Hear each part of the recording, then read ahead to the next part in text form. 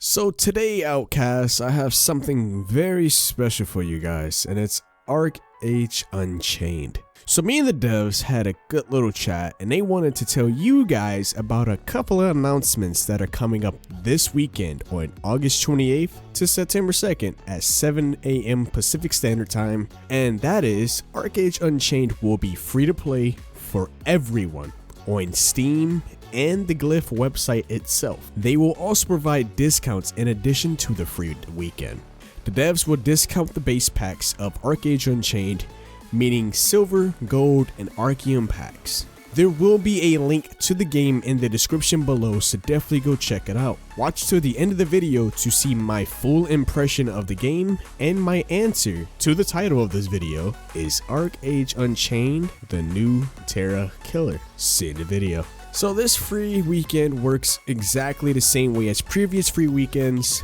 By using the code SUMMERTRIAL on your Glyph accounts, users that do not own AAU will be able to access the game and try it for free. Archage Unchained offers unparalleled freedom in terms of how players can drive and shape the world. You can create a world by choosing the things that matter to you, be who you want to be, but almost reminds me of Albion Online, but probably better executed.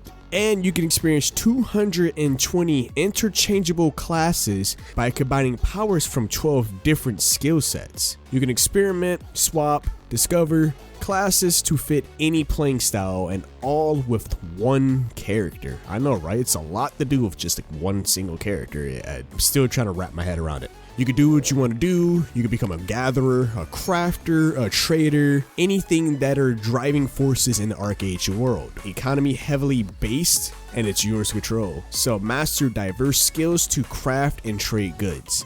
You can build your own houses, ships, and even a castle. Explore the world your way, and you can sail the seas, go get fame and fortune, conquer the skies, secure trade routes, and the list goes on. You can also roam the lands by using a plethora, and I mean a plethora, an abundance, really, of individually crafted vehicles and mounts. There is one particular vehicle that will take you across, and it's called a carriage, which kind of reminds me of a Victorian old style type of carriage, but we'll get to that later. So what is Archage Unchained? Well, it exists parallel to the original game, Archage sharing all of the same exact features and updates of the actual game Archage. Now this new version, which is Unchained, is focusing on a fair monetization system and removes the barriers between you and the ultimate PvP experience.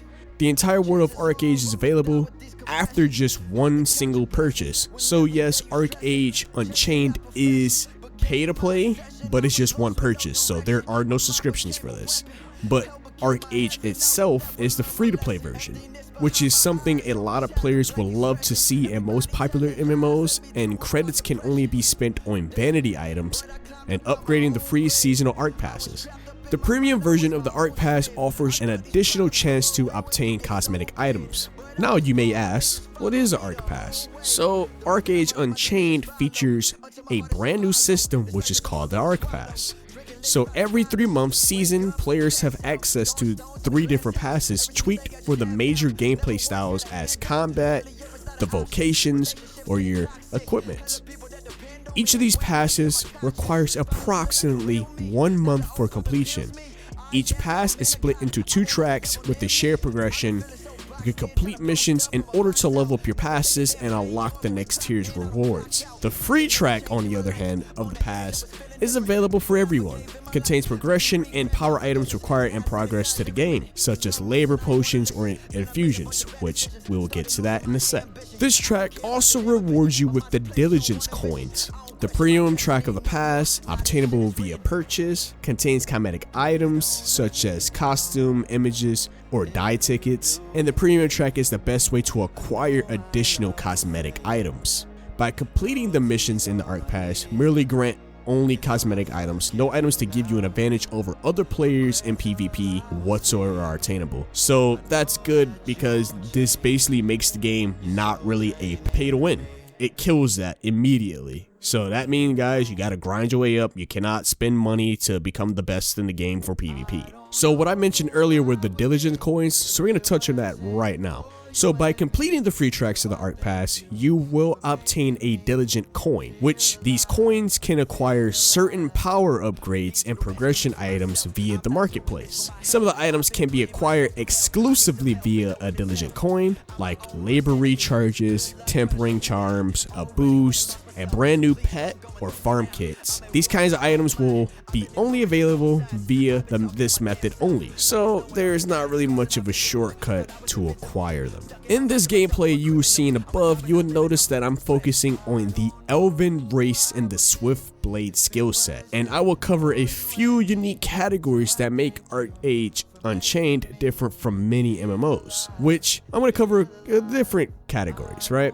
Gameplay, combat, story, questing, the leveling, and the shop, which the shop is everyone's #1 favorite thing that they love in any MMO or really much any game. It's kind of taking over games really of cosmetic items and buying stuff out of the store. So we're going to work on our first category, which is the gameplay. So there is a proficiency skill which is spread between 4 categories such as harvesting, crafting, specials, and a language. Yes, I mean a language. I will explain that a little bit later in the video. There are random siege battles that will appear throughout your entire playthrough. It will be a notification on the top of the screen and will tell you what exactly siege battles are happening, which have ended.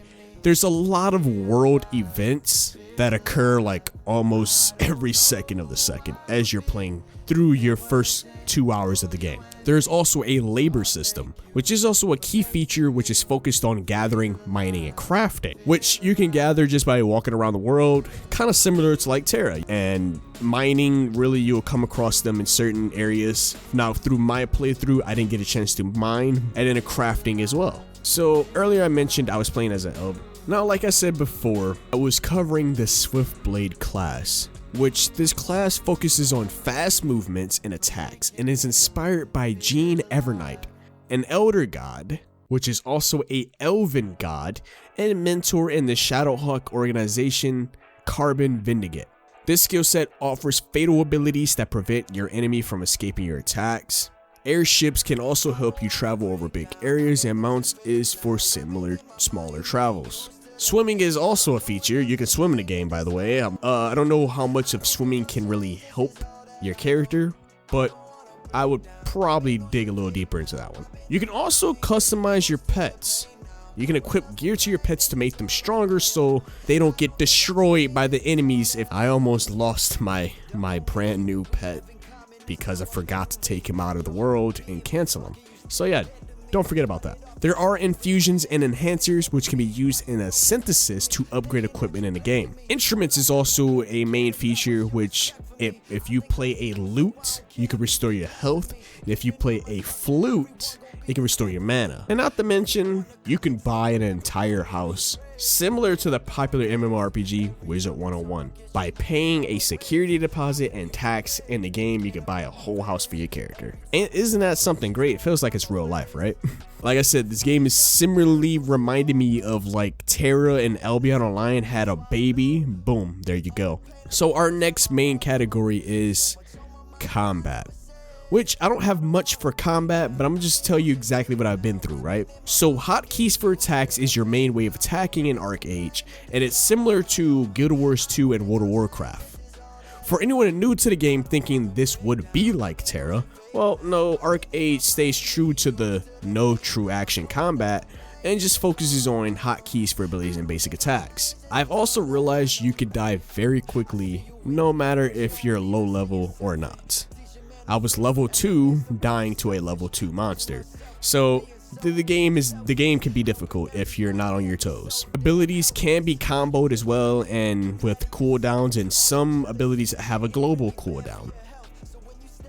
You will gain 3 skills during your entire playthrough all the way up to level 15. So your class will never be the same for the first skill you choose, so don't worry, you can combine all 3. Like I said, there's 220 of these. Work with it. Our third category is what have me hooked in the game so much, and mainly the Elven Race, but I'm pretty sure every other race has a good story. So first things first, there are 2 different alliances in the game. Almost reminded you of World of Warcraft, the Horde versus the Alliance. Well, similar to here. One alliance is called the Nuyen, and the other alliance is the Horian. They both are hostile to each other, and the Nuyen alliance consists of Nuyens, which are humans, elves, and dwarves, and the Horian alliance is full of the Horians, the Farens, and the Warborns. And both the alliances start on different continents, and you cannot speak to each other unless you learn their language. And yes, the game has different languages for your character, like I said earlier in the video. So Aurangzeb, which is a dead elven god, his death shook the entire world of the elves, penetrating each elf's soul with his memories and wishes, so each elf will share similar feelings to Aurangzeb. So playing as an elf character, we partake in a annual thing called the Field of Honor battle. In the middle of the battle, the Nuyens you fought was poisoned, and you've been accused of murder, and your character keeps having these strange visions of the elven god Aurangzeb. And I don't want to speak too much on it because it will be a spoiler, but I'm gonna just leave it at that, especially for anybody who wants to play as an elf in the Nuyens Alliance. Here's another thing, no matter which alliance you choose, Lucius, which he's a mentor shape-shifting guy, bard if you want to call it in a way. Every area you visit, you will see an animal version of Lucius, like he's watching over you since the beginning of the game because he saved you during the tutorial, in a way. You would just have to play the game to find out what I'm talking about. The story is so amazing for the elves, and I got stuck deep in the elves lore, and I'm pretty sure every race has a beautiful, amazing story and background, so definitely check it out. Our next category we have is the questing, which is not much here, but we'll go into it. So there's 3 different categories for the quest. The green quest is your race specific quest, so only that race can do it. So if you're playing as an elf, this is only meant for elves. You're playing as a Nuyen, it's only meant for a Nuyen or human. A yellow quest is a region specific quest, so it's specific to the current area that you're already in. And there's your blue quest, which is similar, very smaller, insignificant quest, like gathering, mining, etc. There are, of course, almost in every MMO, you have your fetch quests. You go over to this area, pick it up, bring it back. You have your kill quests, which kill however many of them, kill 5 of these same monsters, bring back the quest, turn it in. And of course, in the process of it, you get to learn how to build a house, and you get to tour a house as well, so you can get a preview of what houses are supposed to look like in game. And that's pretty much about it for the questing. There's not really much different other than the lore between each of the quests and trying to learn more of the story of your race. Moving on to the leveling, which is probably a make or break for a lot of players in most MMORPGs. The leveling, in my opinion, is grindy, but it's not too grindy where it's like, it's hard to play the game. It's grindy in a way that it makes you want to keep playing more, and sometimes you don't really pay attention to your level. ArcheAge doesn't really hound you on what level you are, only mainly just for your skills and abilities. As you're playing as an elf, you start in the Guyanid Forest, which you see in the gameplay above you, and it will lead you around the map almost like it's a planned thing until you start getting to areas where you can start doing things on your own. Combat skills are mainly focused on whatever you chose to be your main class.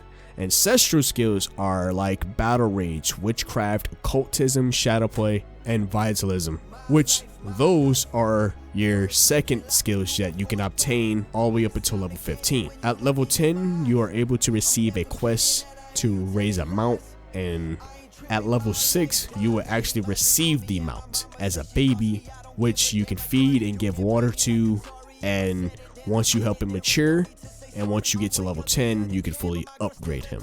I've been playing this game for almost over an hour, and I've only reached level 10. So that should give you a feel on how long this game is and what kind of grind you will be going through.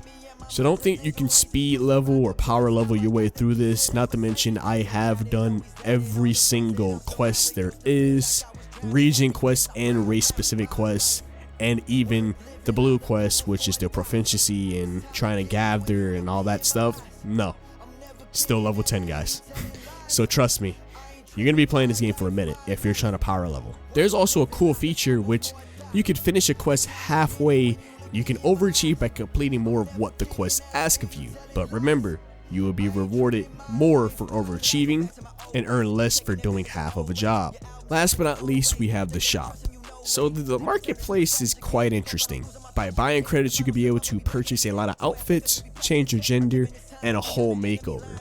You can buy pets, gliders for transportation, and stuff for your own house. If you're not careful, you might end up spending a lot of money on the items in the marketplace.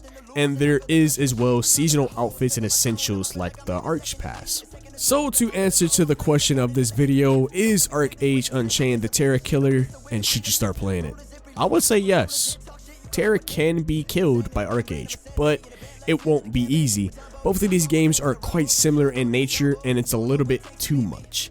Tera has fallen off its high pedestal a long time ago, almost why I stopped playing the game.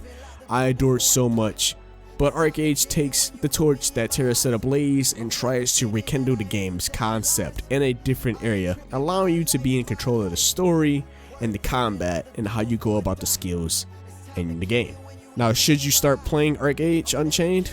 Yes, for the rest of 2020 and 2021. The game is rising in hype. If you do want to play the game for free, please click the link in the description to get a feel of the game yourself over the weekend, starting today all the way to September 2nd.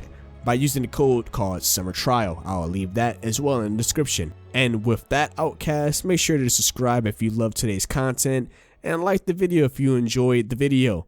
And if you're interested in playing Archage, and make sure to share it to your friends if they want a new MMORPG to play. Share it, show them this video, see if they'll love it, make them play it. It's gonna be free over the weekend. Until next time, Outcast, it's been your boy KSDTV, signing out. Peace. I don't wanna break down, I've been losing faith now. I've been in my mind, getting used to the pain now. No one else to blame, did this all on my own. I don't think I'll change, this is all that